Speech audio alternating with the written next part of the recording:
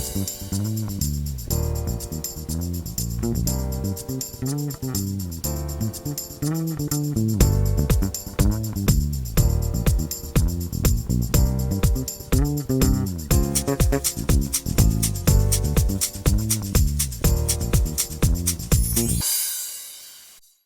welcome to it. DMS TV, DMS Chats. My brother Euphonic, Yes, THEMBA. what's up? Are How you you good? doing, brother? Really good, really good. Yeah. Thanks for joining us. Um, yes, going through COVID and everything, but we'll get into that in a little while. I think let's start with your career in general. Yeah. And I think the interesting part is probably the past 5, 7 years. Yeah. I mean, you took this conscious decision in a way. That's the way I see it. Yeah. To just, go and explore the world. Make sure you build your name Yeah. all over the world. I think also the transition from Euphonic to THEMBA. Yeah. Actually, let's start with that. I read articles. We never chatted about Yeah. it. You had some issues, and henceforth you changed it to THEMBA. Oh, but tell us Yeah. more about it. So like South Africa is a very special place as far as music is concerned, Yeah. And in South Africa you can basically be an open format DJ. So like I was a house music open format DJ, meaning that like I would play deep house, I would play electro house, and I would play like I'm a piano. So anything that like falls within the house genre, like I'd mix and match. And then you go overseas, and overseas they want to know, what do you do? And it has to be a specific thing. You can't be like, no, I'm this, that, and that. So like being a lover of like all things house music, like I started exploring like all these different scenes, and like trying to find really the one that like I felt like I could really resonate with, and I think what I did do then was like, when I sit to make music, what music do I want to make? And it just happened to be that like the techno, the Afro tech sound is like where I was always leaning to. So I was like, okay, cool, let me explore this some more. So again, like how Europe works is that like I could have gone easily as Euphonic, but what I wanted to do was for myself personally, it was like set the reset button and go back or go there as myself, because in South Africa, if I called myself DJ THEMBA, it wouldn't be cool because there's so many THEMBAs around. Yeah. So like South Africa, Euphonic was important as a name. And now when you go overseas, when you leave South African borders, like THEMBA is an exotic name. When you're in Europe, like there's no THEMBAs, Yeah. So I was like, I want to do this as me, like no facades, no trying to be like orchestrate a brand. I was like, this is me. And what a lot of people usually do is that like you start off as yourself, then you find an alias. Like I started off with an alias, now I'm going back to who I really am and what I really like. Also it was just to separate brands so that if someone Googles a song, like you don't find Euphonic's old material, and you find THEMBA like on a fresh, clean slate. So it was like very important for me. Like also like I think as Euphonic musically, I feel like I got a little bit lost, because in South Africa, like when you're here and you hear this is working and that's working, and you work on the radio, like you tend to get influenced. Yes. You know what I mean? And you can't help it. Yes. You wake up a few years later, you're like, why did I make this song? Why did I make that song? You know what I mean? And like, so I just wanted to go back to me. Euphonic isn't gone. Euphonic's still there, and I know how and when to use it, and I also know how and when to use THEMBA. But like now, it's like I'm more present and I'm more conscious. Because I feel like when you are like on a upwards trajectory as an artist, like there's things that you make happen in the beginning, and then there's things that happen to you, and those things that happen to you lead you in a specific direction. So like as a basic example, like you'll say, I want to play at R55, I want to play at House 22, and I want to play it deep in the city, right? Then you go play all those venues, you work hard to get to play at all those venues, you craft your sound, your image, everything so that you can fit into those venues. And then when you're there, somebody's like, come play in Polokwane. Come play in Cape Town. So now things are happening to you, and you're not making those things happen anymore. Sure. Then you get lost, and everyone gets lost. Yeah, everyone gets lost. So like I just stopped, and I was like, what, like, also like I didn't like what was happening with the music scene in South Africa. The fighting, the egos, and again, like I'm in no position to be judging anyone, because like people have felt the same thing about me. Like I just felt like the barriers of entry to being a DJ in South Africa dropped so low that like anyone and everyone is being a DJ. Yeah. You know, so like for me, that was a little bit disheartening because like I know how much I love the scene and how much I put into the scene and how I want to see the scene be a better place and how some of my actions are in order to make the scene a better place. And then you see Get a other backlash yeah, for it, yeah. yeah. And sometimes we do it wrong. I've Yeah. also got caught out on that, and then you realize, okay, I did it wrong, but it was the intention was to do the best Yeah, for the yeah, industry. yeah. Because you get frustrated because you're passionate about this thing. You know what I mean? Like you eat, sleep, breathe this thing, and you just hope that like other people eat, sleep, and breathe this thing the same way that you do it.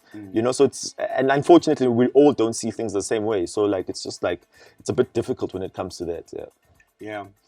Yeah. Let's stay overseas. The DJing side. I mean, there's a lot of facets. I mean, I've explored it in a certain way, and I've played in various countries, but it's different. I mean, it was then.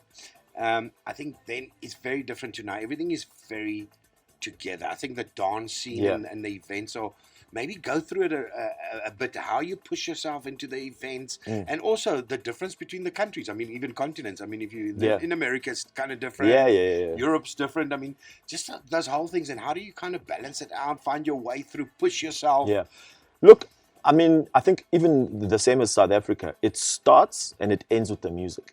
So make music. You have to make music. So as a DJ, you would suggest definitely get into production. You have That's to. the easiest and the fastest way to. It's the only way. It's the only way. It's the only way because like how do you like putting out a song as a statement? Yeah. It's saying this is what I stand for, which was part of the issue with Euphonic in South Africa, that you put a song out if it's this sound that's working at this time. So like it's like what do you stand for? And you can't clearly define. Yeah. So when you put music out, it's a big statement. It's saying that like out of the 1,000 melodies and songs that that I was working on, this is the one that I'm going to put out. So it's a big statement, you know?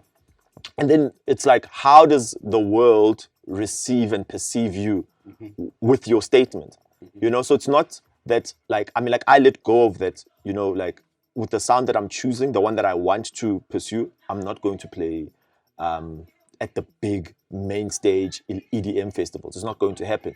But I'm playing at like the coolest venues with the most credible DJs. I'm playing in places that the guy on the main stage at Ultra wishes he could play at. Yeah, now with you know what I'm saying? The delicate, yeah, the right crowd. Yeah, but also that needed like a lot of auto discovery and like me going there, like the guy who's closest to the goalpost has a better chance of scoring the goal. So like when you're in South Africa and you're watching YouTube videos, it's different to being there, to seeing and to understanding and experiencing it like in person. You know, so what I used to do is like I'd go to Miami, I'd go to Ibiza, I'd go to all these places and I'd literally like buy the ticket so that I'd experience and I'd go sit in the back of the club and just stand and watch and listen and learn, you know? And one of the things that like was the most difficult thing was overcoming the euphonic ego. Because like if I walk into Taboo, like I'm not being stopped by anyone. I'm just walking straight in. Now I'm in the queue, you know? So like part of that was very, very important for me to be able to drop my ego and drop the fact that like where I come from, I'm this really big DJ. And for me, it was amazing because after like I'd pushed and hustled and like, you know, like I'd send songs to labels that get rejected. I'd send my bio to people that get rejected. Only after like a year later, people were like, hey, we didn't know that you were one of the biggest DJs in South Africa. And I was like, yeah, like that's... You didn't want to use that. I didn't want to use that. Your stepping stone. Yeah, absolutely not, you know. So that's why like clean slate. And also like I just felt it was so important for me to go and experience all these places like without having any perception of them.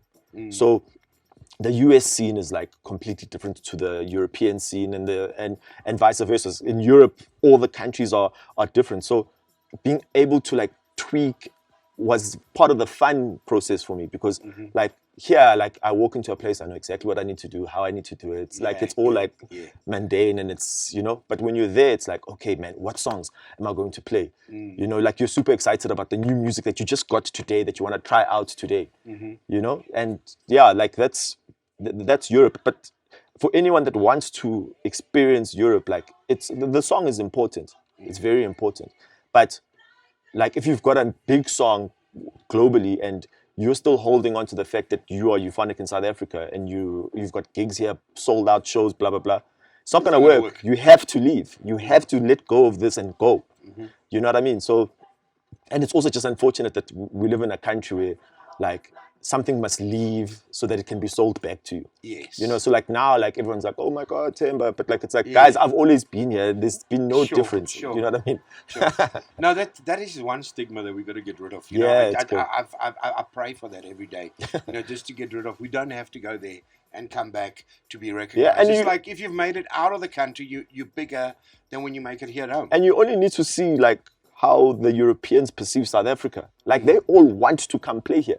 They all want to come experience what like the African sound and like the play like African parties. But you know, like we're busy looking outside. But now it's like, okay, that's cool. Like how do you merge the two worlds? Because I can tell you now, like the world is not looking for another Rocco. They're not looking for another Solomon. They're looking for you to be yourself. And only when you are yourself, like will the doors open. So like that's where I used to get it wrong. Like I used to get it wrong. Like I'm the David Guetta of South Africa. Like no, be Euphonic of the world. Be THEMBA of the world. Because that's when the doors open up. They're not like, yes, he plays like Christos. But already it's wrong because you're being compared to somebody else. Exactly. I think, yeah. Look, I think through COVID is a lot. I think people have learned a lot. I think because house is kind of taken over TV. Yeah. I think you saw that. I mean, all of a sudden, no offense to any other genre at all, you know, but house as a genre has taken over TV because it kind of keeps people on their feet. Yes. And then I think also it taught the public that there's different styles of DJs. Yes. You know, there's certain DJs who do things like this, and then those that get very technical, those that do a journey within their sets and all that stuff. Yes. And people get to see that because I guess the same thing that you were saying about DJs. Not everybody's just, you know, you know, you have different facets, and a DJ, a lot more. There's a lot more involved than being a DJ. And with technology now, everybody's kind of a DJ. 100%. Everybody is, you know. Yeah. And when we say something, we get it backlash. Either way, let's talk about the next thing. Facebook announced that this live streaming. I just wanted your point of view on that. You know, I will actually mention something a bit later, but your point of view on that. I mean, that they actually stopping the live streaming. Do you think that's going to affect a lot of guys? Because I think here in South Africa, a lot of people right now, or for the past few years, have been getting a lot of prominence to that by going live and getting a lot of big fan base. Look, I think what happens is that it becomes like the rights issue becomes too complicated for them to be able to sort out. So it stops their regular mode of business to try and focus on something that isn't their core business.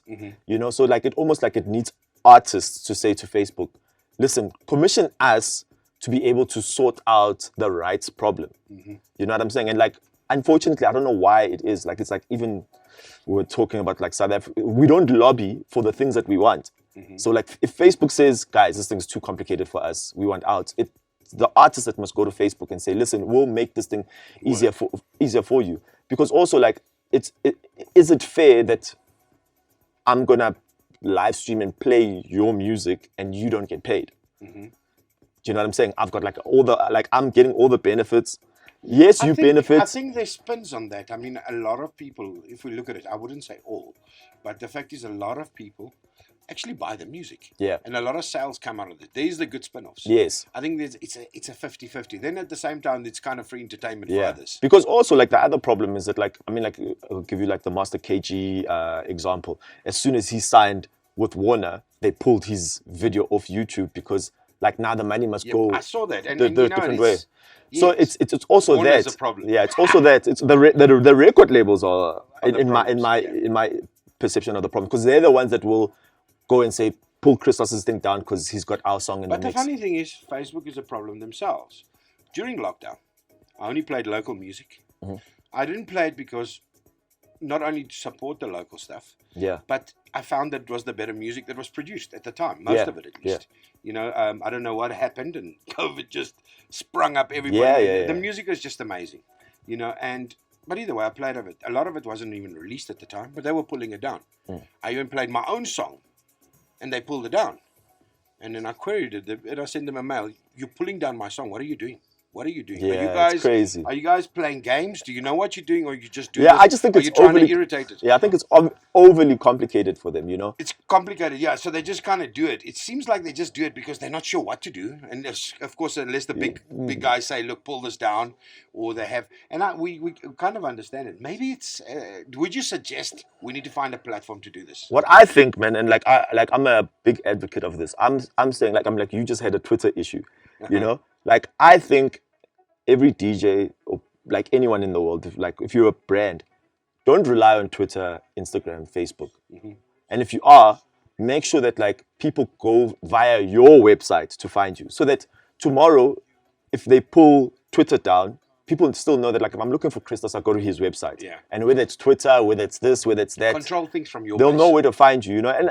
And the thing is like I was saying to someone during lockdown who was like, man, I want to do these live streams, but I'm not sure. Like I don't have a following. I'm like, bro, if you've got one person watching you've already done well. So like, let's not be obsessed with the numbers, because like, how do you fill a club? One person at a time.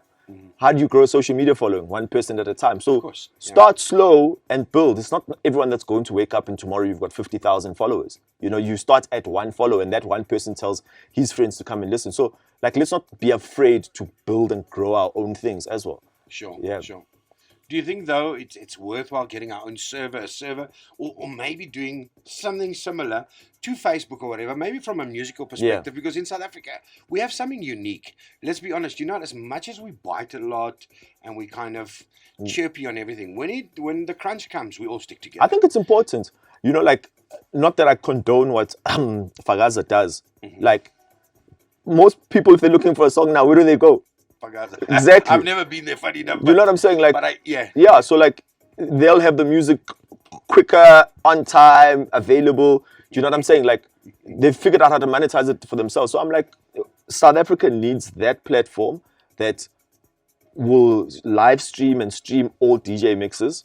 And people can be paid. Yeah. I think it's important. I think we need to understand that people must be paid. And that's why I say, the funny thing on Facebook side, I guess they don't want to deal, but it's easy. You just sign up with the publishers and somehow it gets monetized. I mean, they could monetize it. If you want to go live stream for an hour, you pay a blanket license. Exactly. For that. You pay to Facebook before you go live if you're doing a DJ mix, and that gets paid to everybody. Yeah. It's actually not really that difficult. You're right. We need to push that. But I think it's time because, we own our own. Because if you think about it, like, a record label is only going to chase the money that benefits them. Yeah. Samro is only going to chase the money that benefits them. Sampra is only going to chase. Radio stations are only going to chase. So it's like, we, the people that provide the music, that provide the live sets, that provide everything, we don't chase anything. Yeah. We just want to give it out of love. And everyone else is like, I can't figure out how to monetize this, so stop it.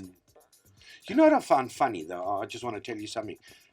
Talking to Rocco, the French, right? And one of their agencies, the collecting bodies like Samro and so forth, they actually offered French DJs that went live during COVID, that if they went live and they had a certain amount of views, they would actually get paid a certain amount of money. And that will be through this body, you know, like Samro and so forth. That's amazing. And they were actually offered, and I was thinking, I'm going to speak to Sam. I am speaking to them later within these programs to ask, but if they could do it, why are we not doing it? Yeah. Or is there different deals that people have with Facebook, and are we not doing them? Where does the issue come in? You know, like the one thing that I've seen, and like it's an all of us issue. Like, South Africans have a very low self-esteem across the board. Yeah. So even if the French are doing it, we almost feel like that's the French. We can't look at it. We can't do it. You know, like, when you travel, you ask yourself, like, if the Europeans have like a face screen, they don't have to ever present their. Why can't we do it in South Africa? Like, if I come home from traveling in South Africa, why do I still need to go and stamp my passport when in Europe? So it's like, people look at it like, no, it's an American thing, it's a European thing. And it's like, we're so capable of doing all of these things. We're so capable of even leading the way, you know, and we just have a low self-esteem. So it's like, we need to work on us, you know? Yeah. I think another big question, because you just come back from Europe as well.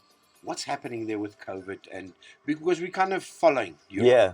When they closed, we closed a little bit later. The scene opened there before us. It's been open for about 3 months. I think. So what happened is that like because it's their summer now, they started like relaxing the laws, and I think because COVID only thrives when it's cold, so their numbers started dropping. So they were like, I think also like you just can't close the economy for so long. They were like just open up. So it was open. They had their restrictions. You still had to wear a mask if you're walking to a restaurant, walking to like a public place. And the one thing that I noticed that they did a lot is that like if you're moving between countries or flying or in major public, you have to sign an indemnity form that like I haven't been in touch, I haven't had the symptoms, blah blah blah blah blah. So they basically left it to the citizens to be responsible, which is like what a democracy is. You know what I mean? So the clubs were very very weird. Like the one club that we played at in Mykonos Void, they had tables everywhere. But people were still dancing at their tables. And when the authorities came in, the guy was like, "What? They're dancing at their tables. You said we must put tables." So I think them, like us, they were still trying to figure it out, but at very advanced levels. And then when they started closing, because their numbers were also spiking up, because they're getting into their winter now, it was basically like no loud music after 10 o'clock. Okay. So it was like, do whatever you want, but just no loud music. So it just made it difficult for events and parties to happen. But I think where they got it right is that like you were bombarded with information and knowledge about this thing everywhere you went, which is what I feel like South Africa should have done. It should have been like, tell the radio stations every hour you need to have at least 2 minutes that are COVID adverts. Tell the TV channels, make sure that like the billboard companies have got billboards up, so that this thing is everywhere, so that people understand. Yeah, even in the rural areas can't say I didn't know. You know what I mean? Like in Europe, you weren't quarantining anyway. But in South Africa, because there was a tender out, people had to quarantine. So it's like, oh man, like it's so exhausting. But like, and it's just like it goes back to that self-esteem thing. Like we don't think highly of ourselves. We think that like people that come from follow them. Yeah, we want to follow them in our. I think as well our situation is different economically. We're different. Yeah. I mean, in Europe, let's face it, a lot of people got bailouts and they're still getting money Yeah, every month. I mean, we like- don't. I mean, like- look at artists. Italy, they told the banks, you're not to collect bonds, you're not to collect any installments. They told all the landlords, you're not to collect any rent. You know what I'm saying? And in South Africa, it's like, we're here, we're left to figure this thing out. Speak to your bank, and if your bank didn't want to, and the banks will ask you a question. Well, if you don't have a job, when do you think you're going to work again? I mean, Like, I don't know. I mean, when COVID like- ends, well, that's not good enough. We can't give you a holiday. It's crazy. It's Should have crazy. been law, It's- yeah. like the president should have been the one to say, this is it. You know what I mean? And like my life isn't a political statement. I'm not a politician. I'm not here to like fight for the rights of anything. I'm like, Sure. I'm living my life, and I'm like, I'm also looking to the government to provide for me. Like, yes, we're influential, but our lives aren't political statements. You know what I'm saying? Of course. So yeah. And I think another thing is the club scene. Do you think it's going to survive? Do you think we have to? That COVID has to leave, or the vaccine has to be found. The one thing that what do I'm you see with traveling? the one thing that I'm super happy about, especially for South Africa, is that only the strong and only the serious about the music and the clubbing industry are going to survive, which is great. Because like what I've found with South Africa is that like we have a lack of promoters. We have a lack of guys who say, I throw parties for deep house, and that's all I do. And whether it's at Taboo, whether it's at R55, whether it's at House 22, that's what I do. So we don't have we have people that are like, how do I make money out of this thing quickly? Yeah. Which is why if you see That's like why the production is bad. how many different promoters do you deal with year on year? They think it's a cash cow. Exactly. When they get their 13th check, everybody wants to do a gig. Exactly. In December, you always find these Whereas, strange people. whereas when you're in Europe, you've got a guy who's like, man, I've been throwing parties for 13 30 years. years. You know what I mean? Like, I've been doing this. Like, the production in a coffee shop is better than the production at some of the super clubs in South Africa. So it's just, I'm happy that it's cleaning out. Yeah, the restrictions as well is going to make people become more serious. Even about now, what like they do. the DJs that I was talking about that like are here to make the money. Did any of them live stream during COVID? No. Because it's Probably like most of them, no. all they've figured out is how to make money. They haven't figured out how to progressively move the scene forward. Yeah. Do you know what I'm saying? So I'm glad about that it's cleaning out. I mean, like even in Europe, a lot of the DJs weren't willing to go go out and do parties and DJ, and like the agencies and all the entire scene was watching myself and Natty like move all around Europe, like playing for crowds, because people want to dance. People want to dance. You know what I'm saying? Like, and leave it to the people to be responsible for their own lives. Yes, I get it, and I completely understand. And this is why in South Africa we've all been like, you know what? We understand the economics. We understand we don't have proper health systems. We understand everything. That's why we're like so quiet, you know. But like now it's like, guys, open up, like, because we can't. You're not helping us stay at home. So like, what must we do to feed our families? You know. So it's just. Sure. I think another thing, maybe last question actually, is one thing I noticed, and I've noticed all over the world, and something we lack here, and it's so difficult to try and teach it to people or whatever. Any gig internationally, people walk into a club and start dancing. We like to sit here, order buckets, you know, I don't know what we do. You sit with girls. Yeah. We don't even dance at times. We dance when we feel like it and stuff like that. And people really go for, they're on that floor and they're dancing for that 8 hours. You know? And that's the clubbing thing, and the whole dance scene is like that. And how do we fix that? How do we get this? So like, funny enough, that's why Deep in the City was born. Like, yeah, man, you know, we were there, like, I'd see like how things happen, and I was like, the problem is in South Africa, it's conducive to people sitting down, because when you walk in, there's a chair. Now when you walk into Deep in the City, there's no chairs, so you must stand and you must dance. So if you're gonna get there at 12 and leave at 10 at night, there's no opportunity for you to sit down and be like, I'm tired. Like, you're here to dance.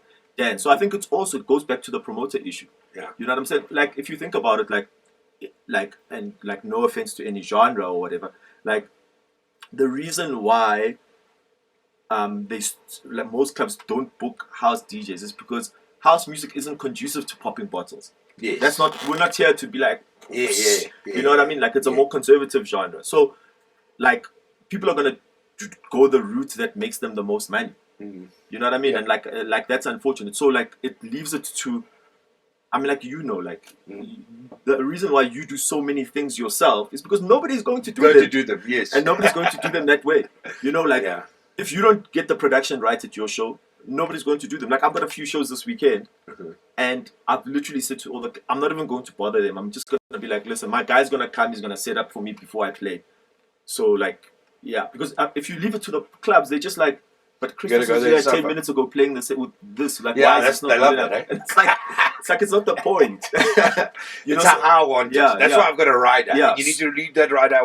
This is how I want my monitor. So as South Africans, unfortunately, we have to like literally do things ourselves and move the scene forward. And like, what I dig about like a movement like Deep in the City is that I've seen other people now, like, you know, like, get it right. Like, they try to get it right. Like, throw the 350s away. Like, if the standard is 2000s, let's play on 2000s. Like, get the sound system right. People are here to dance. They're not here to, like, you know what I mean? Like, so make sure that the sound system is dope. Make sure that, like, everything about the venue. And it doesn't matter. Like, if you're a promoter and you get to Taboo, like, push your agenda to Taboo. I mean, like, I remember when we wanted to do Deep in the City at Moja Cafe in Soweto, like, everyone was like, it's not going to work. It's not going to work. It's not going to work. And we're like, that's fine, but we want to do it our way. And we're going to do it our way. We know we've got the following. And that's the thing about Deep in the City. Like, we market the thing like... the same week. The same week. And people come. Why? Because there are people out there who walk into a super club and say, this isn't for me. This is not how I want to dance and party. And there's nobody doing that for them. You know, the Shisanyamas are great. It's a different atmosphere. Yeah, it's a completely different... And the people are there. So just give people what... Start your own movement. You know what I mean? Even if it's 10 people, 10 of you like dancing it, like, when it's gonna grow, it eventually grows. Yeah, man. Thanks. That's some good knowledge. Hey, that's amazing. Thank you, brother. Thanks for joining us. Amazing. Thanks you for having me. Pleasure, man.